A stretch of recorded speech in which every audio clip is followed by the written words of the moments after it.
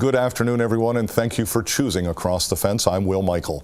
On this Valentine's Day, you can be a lifesaver.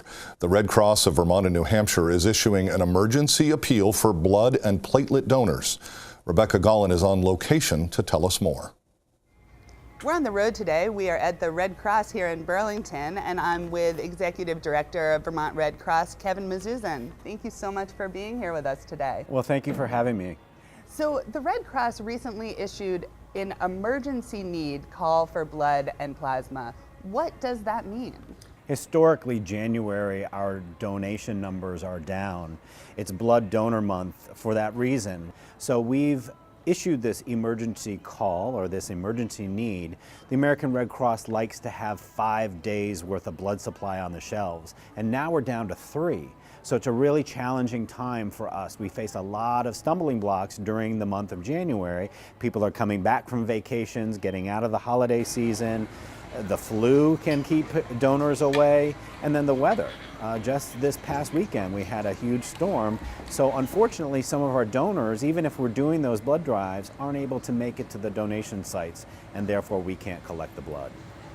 Are there particular types of blood or platelets or plasma or things that people can donate that are more in demand than others?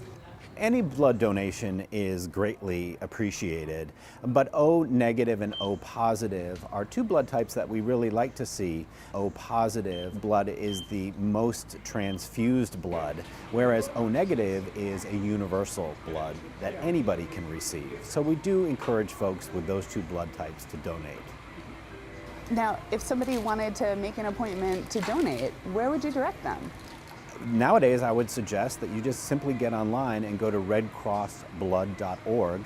And if you type in on that website your zip code, it will appear the closest drive that is in that area that you can make an appointment on the website. You can download our app and make an appointment that way, or simply call 1-800-RED-CROSS and someone will be glad to make that appointment for you then. Now, for somebody who's maybe a first-time donor or hasn't done it much, anything that they should know about the process? Know that it's not a long process, it's not a scary process, it's actually quite simple. First and foremost, thank you to new donors. Those new donors are really protecting the blood supply. So we're encouraging folks, old donors to bring somebody new or a new donor to come. But the process is very simple. When you arrive at one of our locations, you're greeted by one of our many volunteers. We have you fill out a simple questionnaire. You're then met by one of our staff members who does a mini physical history and a very quick question and answer period. And then the process, once you get on the bed, is only about 10 minutes long. So after a very simple procedure, you're in our canteen and you're enjoying some snacks, again with our volunteers. If a business or group is interested in hosting a blood drive, where would you direct them? I would suggest that they go to that website again, to redcrossblood.org.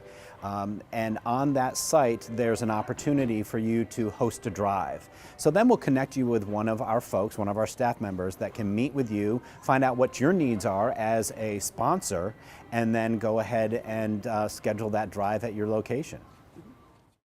And once again, the website is redcrossblood.org. For the first time in our nation's history, a town forest has been placed on the National Register of Historic Places. Through the work of a UVM graduate student in historic preservation, the 837-acre town forest in Heinsberg is now nationally recognized and as an historic landscape with a tradition of stewardship and conservation. To learn more, our Rebecca Gollin spoke with the graduate student who spearheaded the effort. I'm Sarah Gralty. I'm an architectural historian and a preservation consultant. I live in Portland, Maine now, but I used to live in Burlington. I am a 2007 graduate of the master's program in historic preservation at UVM. What is your history with working with the Heinsberg Forest? So when I was a grad student, when I was at UVM, I knew about the town forest and I loved coming here and hiking and enjoying the place. But it wasn't until I took a class with Bob McCullough at UVM that I learned about the really interesting history of this place. This is a place that has an agricultural history that I'd sort of come across when I was hiking through the paths, and you find the cellar holes and these other cool old remnants of this agricultural past. But I didn't really understand what the history of a town forest was, or what municipal forestry was about, until that class with Bob. And so I met with the town of Heinsberg, did research, read about the history and context of town forests, learned about forest management. I have a background in art history and architectural history, so learned some, had to explore some new areas of interest and knowledge. So Sarah, the Heinsberg Town Forest recently received an honor. What was that honor and who made it? Yeah, so this summer, 2016, the town forest was officially listed on the National Register of Historic Places. So working with Bob McCullough, Devin Coleman at the state, I wrote and developed this nomination form, which is then submitted to the state, who then submits it to Washington, to the National Park Service. The National Register is the official list of our nation's places that are considered important for preservation. And I think as of right now, there are over 90,000 official listings on the National Register, all across all 50 states, and all sorts of different types of resources. So the National Park Service makes the final decisions and maintains the National Register. Up until the summer, there were no town forests listed on the National Register. This is the first one to be officially, individually listed on the National Register. What does it mean for a place like this to be listed on the National Register?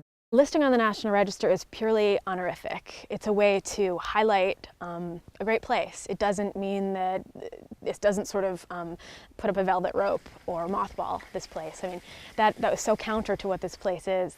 This is a living vernacular landscape with one of the most important components that we talked about in the nomination was that this is an actively managed forest. And so it requires, current management practices, and there are all these component forest landscapes, stands of different trees and tree types, and interesting examples of different sort of approaches to forest management over many decades. And so, of course, those resources are changing and growing, and that's the nature of this forest. So, by no means does the listing in any way stop the town forest from being this active landscape.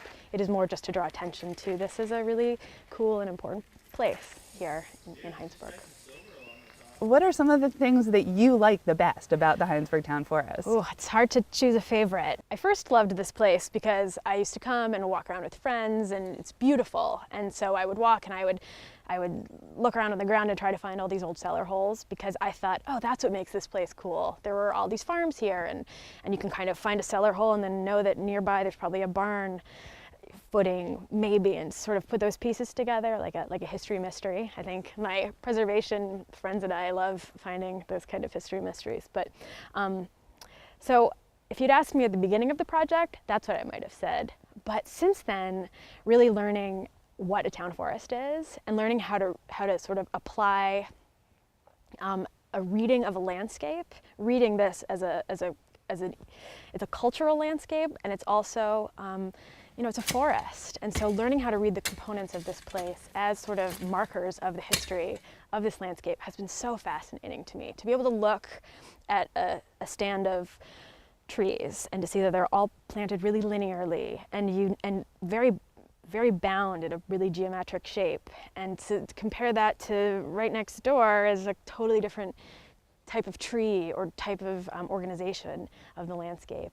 And then think about, how did that happen? And that history comes from, there was Civilian Conservation Corps plantings that happened here, and that's a lot of these linear plantings. And then you can sort of realize how the different parcels were developed, because it was a 20-year process for Heinsberg to acquire these parcels. So different parcels were forested or planted at different times. And so if you go and you walk through the forest now, you can notice the difference in the trees and the age of trees or the type of species, or the canopy feels different. But you can also look on the ground and often notice the borders between all the former parcels, which are often marked with low stone walls which are often sort of on a north-south or east-west axis, and that's a shadow of the previous agricultural history in this landscape. 8 years, a lot of work. This must be pretty personally rewarding for you. How do you feel about it? This is great. This is the first time I've been back to the forest today since the nomination was approved and the listing took place this summer. This project is so important and so personal to me. The history of this place is something that is so multi-layered and so fascinating, and to be able to just do a deep dive into the history of a place that you really love and learn that you can love it even more because of the history that you didn't even realize was there is already so rewarding. And then to actually be to have that own sort of personal interest be appreciated and confirmed by someone else, and I couldn't be happier that this went through. And it was a long process, but it was really great and a really fun time and a really good collaboration between the University of Vermont Historic Preservation Program and Bob McCullough and the state, Devin Coleman, and the Division for Historic Preservation, and the town, who really already valued and they knew how great this place was, and they wanted everybody else to know too. So all these great forces and lots of other people too, but great forces came together, and so it's really great. It's really something to be here and to be able to celebrate this as an official National Register property. The Hinesburg Town Forest was established in 1936. It's now been actively managed and maintained by the Hinesburg community for the past 81 years. That is our program for today. We know you have choices, so thanks for choosing us. I'm Will Michael, inviting you to join us back here each weekday afternoon for another visit across the fence.